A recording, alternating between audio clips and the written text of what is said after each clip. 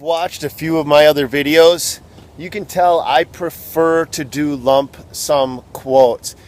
90% of the time when you do a lump sum quote, it gives a customer a comfortable feeling about how much they're going to spend on a project. It takes the guesswork out of it. And if you bid things the right way, you're going to put more money in your back pocket. Okay? Not always can you do a lump sum quote. This job behind me right here is a prime example of when I'm going to switch to a time and material quote. What you see is the jungle. This homeowner has asked me to come in and clean out this mess. And this thing wraps all the way around, and then in the front of the house, it continues on. And then it goes around the side. And it's so thick that there is absolutely no way that I can even see what I'm getting into. In a case like this, I'm going to protect myself by giving him an hourly rate. I'm going to give him a generalized idea of what it would take to do the job. I can't just say, hey, we're going to charge $65 an hour, and that's it. Most homeowners, they don't like that open-ended feel to it. They don't know who you are. But if you say, hey, I'm going to charge you $65 an hour, we believe it's going to take probably 20 hours to clean something like this up. We believe it's going to take about 20 hours. What we'll do at that point is at the 20 hours, as we get closer, we're going to ask you to come out to the site and make a determination where you want to spend the rest of your time. Maybe at 15 hours or 18 hours, we'll ask you to come out, take a look at where we've gotten within the time frame that we've quoted you, and if there's any priorities that you want us to wrap up, or do you want to extend the time out, or how do you want to handle the rest of the job? So you can see that you can safely use time and material to protect not only yourself, but it'll also help you when you frame it in the right way. It's going to help you land a job. You can't just go out and quote $65 an hour. That's what we get in Minneapolis, Minnesota. In your neck of the woods, it may be $55, it may be $45. It is what it is. It doesn't matter.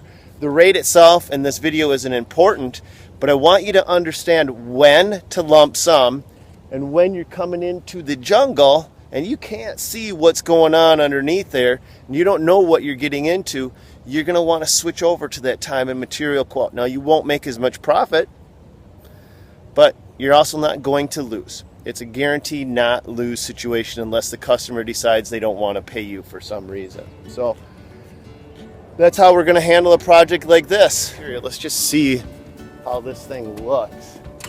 I mean, I found a buried trailer in this guy's backyard. It's flipping insane. I don't know how people can let their yards get like this. It would drive me nuts. Look at stinging nettle. Well, I call it itchweed, but I was told that the correct term is stinging nettle. I kind of actually want this buried trailer. This thing looks cool. I don't know what I'd use it for. Just add to my art decorations because I don't have enough of that. Holy crap. Look at this guy's deck is getting taken over. So I want to compare and contrast a lump sum quote to an hourly quote. When I tell you have a greater chance to have bigger profits on a lump sum quote, I'm going to actually walk you through a job that we just completed. And here's what the project is. I did a lump sum quote to go through this retaining wall and to re-glue all the caps. So I had to have a guy come out here, lift each cap up, find out if it was glued or if it wasn't glued, and then to clean the cap off, and then to re-glue them, reseal them, and then to go down to this lower retaining wall where it has this fence on it, and then to do the exact same thing all through this wall. And the guy had to walk down into the woods. It wasn't an easy job, but it wasn't nothing complicated. Alex is one of my part-time employees. Schmeling, say hi to the world. Hello, world. World, say hi to Schmeling, or Alex as we call him. He's going to have his first solo assignment. How do you think he's going to do? We'll check up on him. Here's what we've got going on, Alex. The site he's going to be going to today is similar to what we have right here. Hey, sugar. These capstones on the site where he's going actually have a fence attached to them. And what's happened is because whoever installed the fence, first thing I'm going to tell you is never install a fence on top of the actual capstones of a retaining wall, okay? Always go behind it, but that's needless to say. Somebody else actually physically bolted a railing system into the capstones, so the caps themselves have gotten loose. So now anytime a person walks by this fence, the whole thing tilts. The way that we're going to fix that is we're actually going to pry up the fence.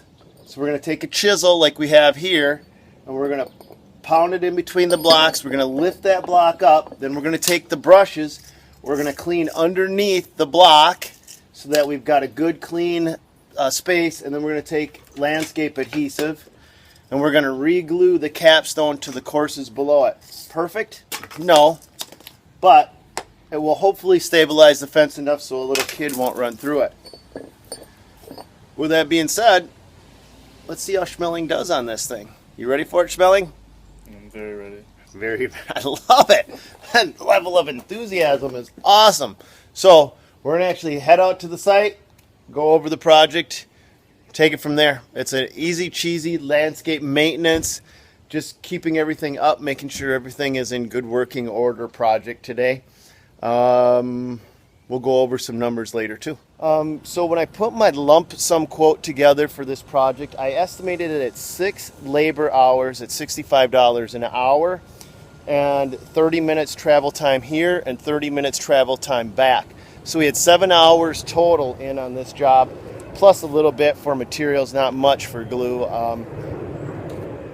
7 hours times $65 an hour, which is the labor rate that I charge, comes up to $455. So that's what their proposal was. This job was completed yesterday in 1 hour and 1 tube of glue. So actual expense that I have in this job is around $12, $15 for labor plus $3 for a tube of glue. So the proposal is $455, and the actual expense, we'll call it $15. So we netted $440 on this job. That's how a lump sum quote can bring you more money. Now, if I did this strictly on an hourly basis at $65 an hour, you would think, oh, that's a huge rate you guys are getting. And yeah, that's for this market, that's average, okay? It could be 55 or 45, wherever you're at. But this job, then, I would have charged them $65, plus I would have upped probably the glue by, maybe charge them $5. It cost me $3.97.